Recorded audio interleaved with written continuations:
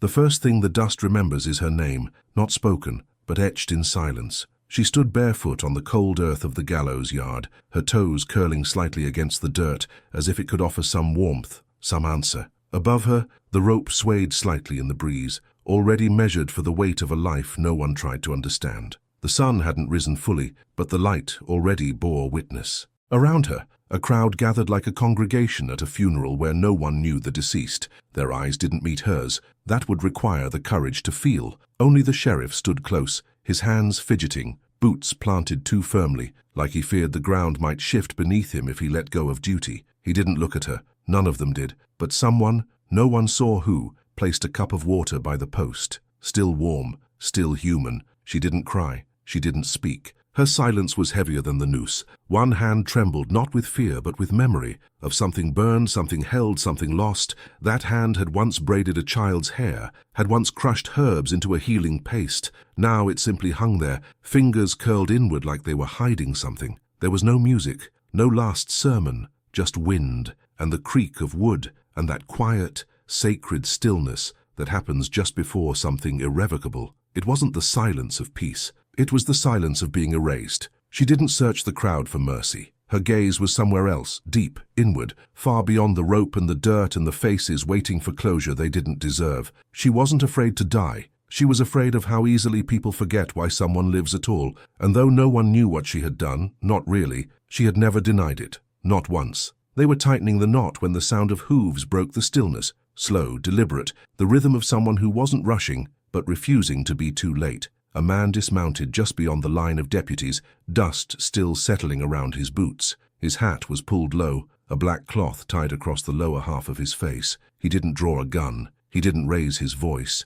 but it trembled when he spoke. "She's my wife." The words were like gunfire, not in their volume but in their finality. The crowd stirred, not in belief but in discomfort. No one laughed, no one moved, because everyone knew the woman had said nothing, not in her defense, not in protest. And that kind of silence unnerves people. It forces them to feel what they cannot name. The sheriff stepped forward, skeptical. "We've had no record, no petition, no visitation, no defense." The man didn't flinch. He didn't explain. He didn't justify. From inside his coat he pulled a small ring blackened by fire, edges dented by time. He held it up like a relic, as if it could still carry weight in a place where truth had been starved. "Ain't no proof," someone muttered. "Ain't nothing but a stunt." But even those who doubted didn't look her in the eyes, because she still hadn't looked at him, not once, not when he arrived, not when he spoke, not when the rope was loosened by hands uncertain what to do now. Her silence wasn't fear. It was something else, something older. A woman who does not defend herself frightens people.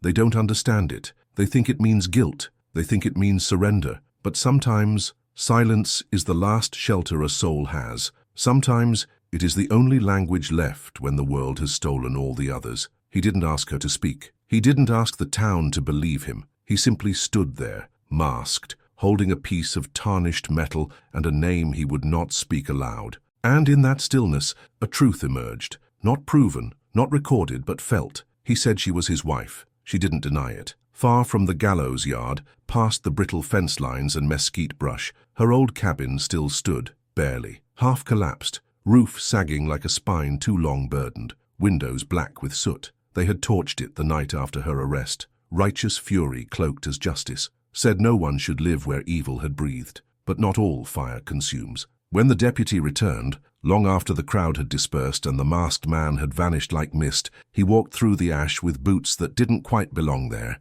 He had come to settle paperwork, inventory, maybe curiosity. Inside, the floor groaned like a wounded animal. And under a loose plank tucked into earth not touched by flame, he found it. A blanket, hand-stitched, the fabric thin but intact, folded with a care that defied everything around it. Along the hem, 2 names embroidered in thread the color of rust, hers and another. A name no one had mentioned, a name no one had asked about. He didn't unfold it, didn't need to. Objects remember what people forget, the way a seam curves, the pressure of hands sewing under candlelight. The tremble in the knot tied while someone cried in silence. There had been another life here. Not perfect, not peaceful, but real. In town, they had built their verdicts without asking why she lived alone, or why she stopped speaking, or why she flinched when someone knocked too hard. They never asked what it meant to carry shame so deep that you buried warmth under the floor just to keep it safe. Some women don't scream when hurt. They sew. They hide, they protect in quiet ways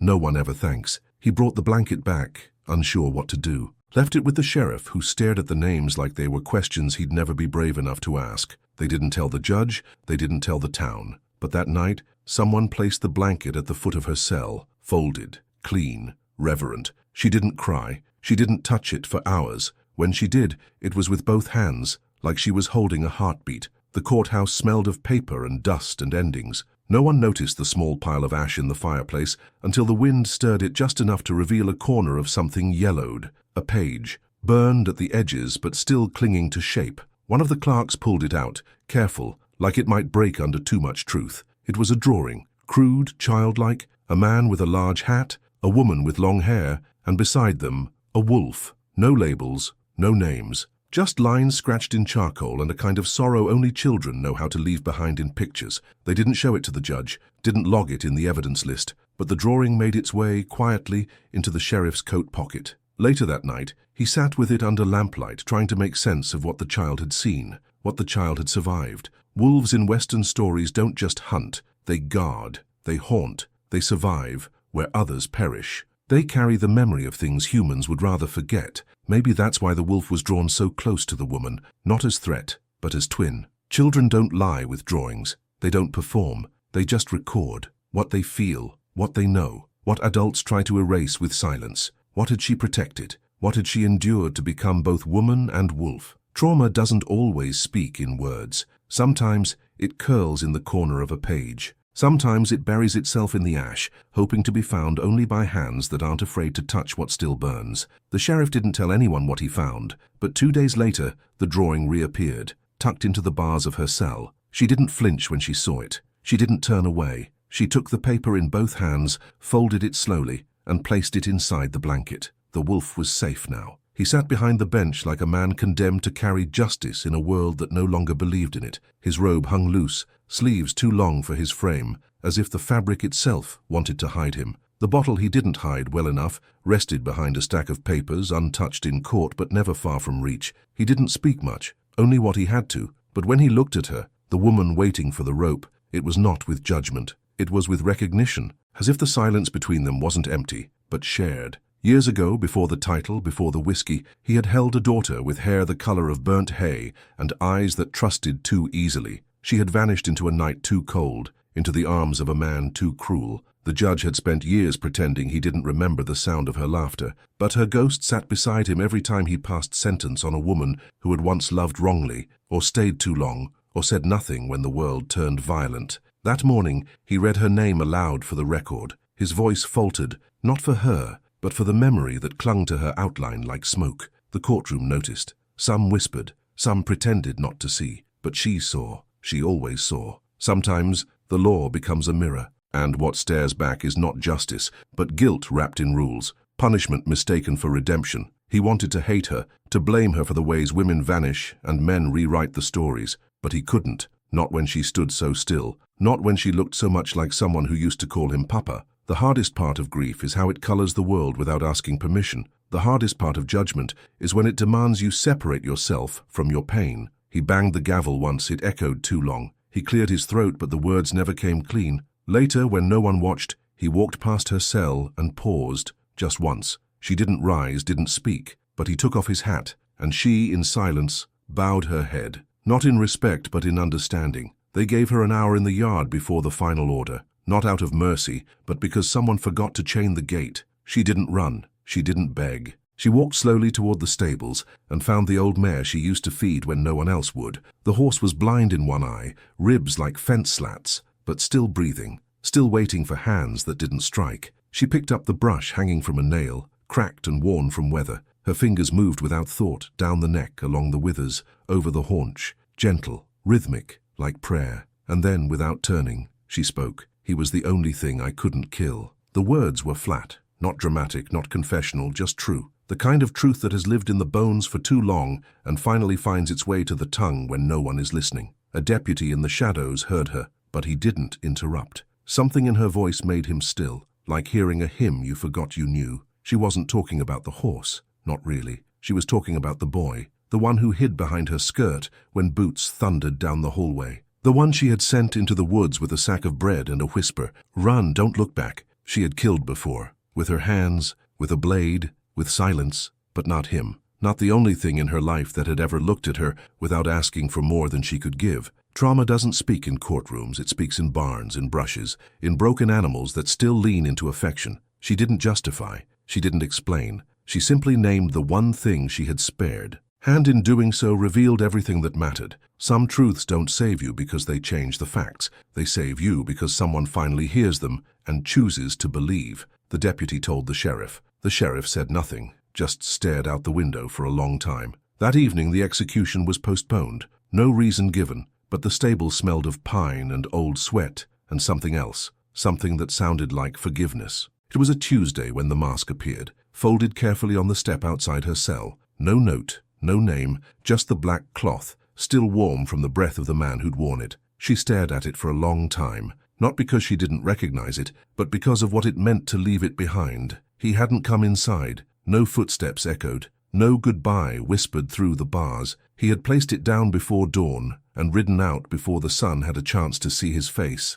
Not because he was afraid, but because he wasn't. She picked it up slowly, holding it like you hold something sacred and broken. It smelled of leather and pine and rain and something else, something that couldn't be named. People always assume masks are for hiding, but not all are. Some are for surviving, for protecting the parts of ourselves the world is too cruel to see. He had worn it not to deceive, but to carry the weight of being her witness, without forcing her to carry his name. She never asked him to stay. He never asked to be thanked. What passed between them had no vows, no signatures, just small things. A blanket unburned, a drawing unspoken, a truth brushed into a horse's mane. The town never knew who he was. Some whispered he was a drifter, others said he was no one, but she knew better. Sometimes men leave not because they don't love, but because love, in its truest form, is quiet, and walking away is the only way to preserve it, unspoiled. That night, she placed the mask under her pillow, not as a keepsake, but as a promise, that who we are behind the silence still matters, and that sometimes the only witness you need is one who never asks you to explain. The gallows were never taken down. They stood at the edge of town, weathered and grey, like the bones of a sin no one wanted to name. The rope, once soaked with oil and anticipation, now dried in the sun, stiff as a warning, but no one looked at it anymore. It wasn't shame. It was something quieter, something that felt like remorse. The woman didn't leave town. That surprised people. They expected her to vanish into the hills, take her silence somewhere else. But she stayed. She opened a shop near the edge of the main street, sold herbs, honey, blank paper and candles. She didn't speak much, didn't need to. People came because she listened without interrupting, and somehow that was more than enough. Children watched her with curiosity, men with a kind of reverence, women with questions they were never brave enough to ask. She answered none of them, not with words, but her presence was answer enough. No one mentioned the gallows, no one spoke of the trial, but when it rained, small coins appeared at her door, never many, never loud, just there, like quiet apologies no one knew how to say out loud. As for the masked man, he was never seen again. But once a year, always the same day, a new pair of boots would be found by her doorstep, sturdy, mud-worn, her size. She never spoke of them, never wore them in public, but they disappeared from the porch each time, and no one ever saw who left them. Behind a jar of honey on the back shelf, tucked between dried sage and folded linen, she kept a small drawing, a wolf, faded but still fierce. Sometimes salvation doesn't arrive with trumpets or triumph. Sometimes it arrives in silence. Walks in muddy boots, leaves no name, and changes everything.